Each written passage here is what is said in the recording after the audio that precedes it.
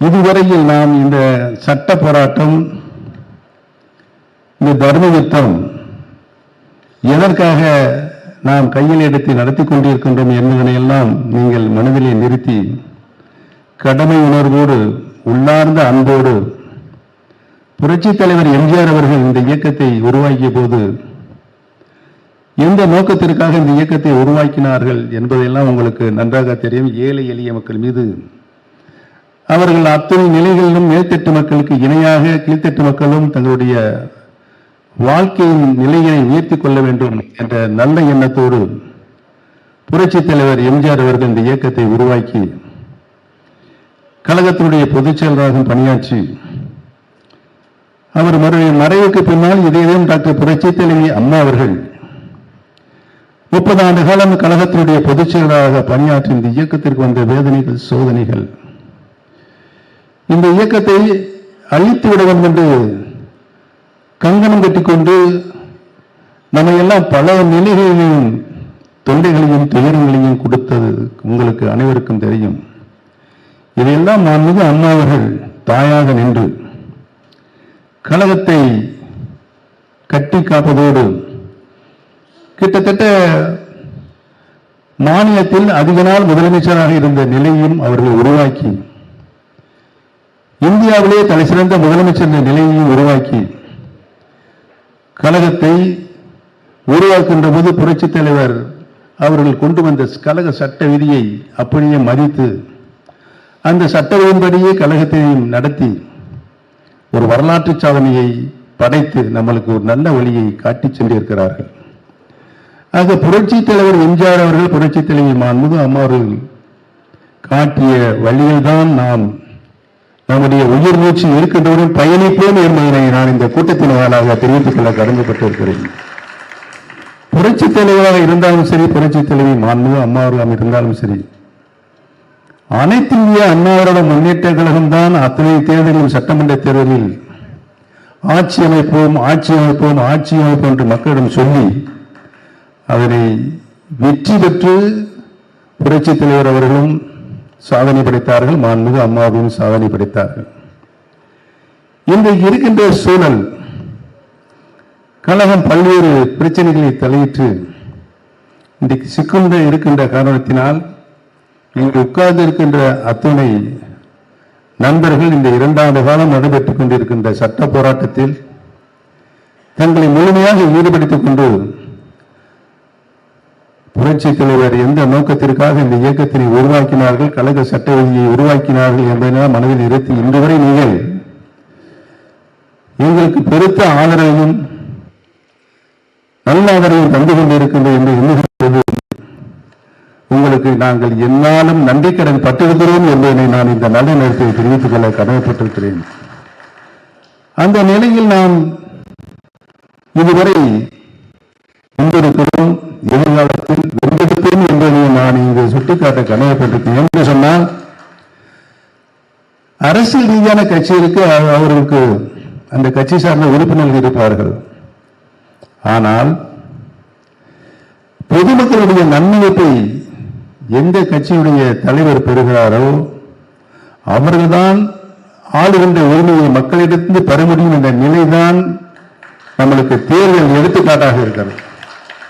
அதைத்தான் புரட்சித் தலைவர் எம்ஜிஆர் அவர்களும் புரட்சித் தலைவி மாண்புமிகு அம்மா அவர்களும் கழகத்தை ஒருங்கிணைந்து கழக உறுப்பினர்களை இராணுவ கட்டுப்பாடோடு நடத்தி விசுவாசமிக்க தொண்டர்களை உருவாக்கி அதோடு மட்டுமல்லாமல் ஆட்சி மூலமாக பொதுமக்களுடைய நன்மதிப்பையும் பெற்று இந்த தேர்தலில் அனைத்து இந்திய அண்ணா முன்னேற்ற கழகம் ஆளுகின்ற உரிமையை தமிழக மக்களிடம் பெற்றிருக்கிறது என்பதுதான் வரலாறு.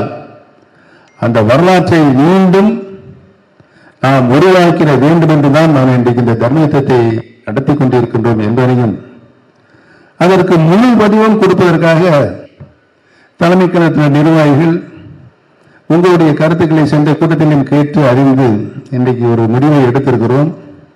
சில முடிவுகள் வெளியே சொல்ல முடியாத முடிவுகள் இருக்கும், சில முடிவுகள் வெளியே சொல்ல வேண்டிய முடிவுகள் இருக்கும். அது எந்த முடிவு வெளியே சொல்ல முடியாத முடிவு எது என்பது உங்களுக்கும் தெரியும், வெளியே சொல்லக்கூடிய முடிவு எது என்பது உங்களுக்கு நன்றாக தெரியும். ஆக அதையெல்லாம் நீங்கள் எங்களை போல உருவாக்கி கொண்டு நீங்களும் அந்த நிலையினை உருவாக்கி கொண்டு அருமையான அவர்கள் இன்றைக்கு அறிவித்தார்களே மாவட்ட ஆலோசனை கூட்டங்கள். ஒரு மாநில மாநாடு நடத்தி வருவது என்று முடிவெடுக்கப்பட்டது. அந்த மாநாடு வெற்றிகரமாக மாநாடாக அனைத்து இந்திய அண்ணா முன்னேற்ற கழகத்தை புரட்சித் தலைவர் எம்ஜிஆர் புரட்சித் தலைவர் அம்மா அவர்கள் எந்த மாநாடு நடத்தினாலும் அது அந்த வரலாற்றில் பதிவு செய்யக்கூடிய மாநாடாகத்தான் இருக்கும். அந்த நிலையை நாம் மீண்டும் உருவாக்கிட வேண்டும். அதுதான் நாம் நம்முடைய உருவாக்கிய தலைவர்களுக்கு செய்கின்ற நன்றி கடன். அந்த வகையில் மாவட்ட ஆலோசனை கூட்டங்கள் கழக ரீதியாக 89 மாவட்ட கழக செயலாளர் இருக்கிறார்கள். தமிழகத்தில் வருவாய் மாவட்டங்கள் 38. அந்த 38இல் ஒவ்வொரு வருவாய் மாவட்டங்களில் 3, 4, 5, 6 மாவட்டங்கள் கூட இருக்கிறது, கழக மாவட்டங்கள். ஆக ஒவ்வொரு வருவாய் மாவட்டத்திலும் நம்முடைய தலைமை கழக நிர்வாகிகள், கழக இணை ஒருங்கிணைப்பாளர் அருமை சகோதரர் வைத்திலிங்கம் அவர்கள் தலைவர் ஒரு குழு சென்று கழக செயல் வீரர்கள் கூட்டங்களை நடத்தி எதிர்காலத்தில் நம்முடைய திட்டங்கள் என்ன, நீங்கள் எவ்வாறெல்லாம் செயல்பட வேண்டும் என்ற நல்ல ஆலோசனைகளை வழங்க இருக்கிறார்கள். இந்த கூட்டங்கள்லாம் நிறைவாக செய்து முடித்ததும் மதுரை நமக்கு எப்பவுமே ஒரு ராசியான இடம். நான் மிக அம்மா அவர்கள் 2011 சட்டமன்ற தேர்தலை எதிர்நோக்கி இருக்கின்ற நேரத்தில் எங்களிடம்தான் நான் மிக அம்மா அவர்கள் தமிழ்நாட்டில் எந்தெந்த மாவட்டங்களில் மண்டல வாரியாக கூட்டங்கள் நடத்தலாம் என்று சொன்னபோது கோயம்புத்தூர், திருச்சி, மதுரை நடத்தலாம் என்று நான் மிக அம்மா அவர்கள் சொன்னபோது ஒவ்வொரு கூட்டமும் முதல் நடத்திய கூட்டங்களுக்கு மிகையாக அந்த கூட்டங்களை வெற்றியாக நடத்த வேண்டும் என்று நான் மிக அம்மாவுக்கு ஆணையிட்டதன் அடிப்படையில் முதலாவதாக கொங்கு மண்டலத்தில் கோயம்புத்தூர் நடத்தப்பட்டது. அடுத்து திருச்சி மண்டலத்தில் நடத்தப்பட்டது. அடுத்து மதுரை மண்டலத்தில் நடத்தப்பட்டது. அந்த முடிவுக்கு பிறகுதான் 2014 மீண்டும் இதேதான் டாக்டர் புரட்சித் தலைவர் அம்மா அவர்கள் மக்களுடைய ஆதரவை பெற்று மீண்டும் ஆய்வு என்ற பொறுப்பை ஏற்று தொடர்ந்து 2016 ஆண்டு வச்சு மீண்டும் ஆளுகின்ற உரிமையை 32 ஆண்டுகளுக்கு பின்னால் பெற்ற ஒரே தலைவராக ஒரே முதலமைச்சராக புரட்சித் தலைவர் அம்மா அவர்கள் வந்தார் என்று சொன்னால் அதற்கு மதுரையில் நடைபெற்ற அந்த மாநாடு தான் அச்சாரமாக அஸ்திவாரமாக அமைந்தது என்பதை நான் இங்கு பணிவோடு தெரிவித்துக் கொள்ள கடமைப்பட்டிருக்கிறேன். ஆக முதல் கூட்டம் காஞ்சிபுரம், பேரறிஞர் அண்ணா அவர்கள் பிறந்த புண்ணிய பூமி. இந்த திராவிட இயக்கம் அவருடைய பரிணாம வளர்ச்சி இன்றைக்கும் வரலாற்றில் பல முத்திரைகளை பதிப்பதற்கு அவர்தான் மிகப்பெரிய காரணகர்த்தாவாக இருக்கிறார் என்பதனை நான் இன்றைக்கு பணிவோடு தெரிவித்துக் கொள்ள கடமைப்பட்டிருக்கிறேன். அந்த வகையில் காஞ்சிபுரம் ஒரு ராசியான இடம். 2014 நாடாளுமன்ற தேர்தலில் 39 இடங்களில் போட்டியிட்டு 38 இடங்களில் வென்ற அந்த நாடாளுமன்றத்தில் முதல் கூட்டத்தை நான் அம்மா அவர்கள் காஞ்சிபுரத்தில் முதல் கூட்டத்தை நடத்துகிறேன் என்று எங்களுக்கு ஆணையிட்ட அந்த கூட்டத்தை அங்கு நடத்தி தொடர்ந்து மாண்புமிகு அம்மா அவர்கள் தமிழ்நாடு முழுவதும் ஒவ்வொரு நாடாளுமன்ற தொகுதி வாரியாக நடத்தினார்கள். நம்முடைய கழகம் மிகப்பெரிய வெற்றியை பெற்றது.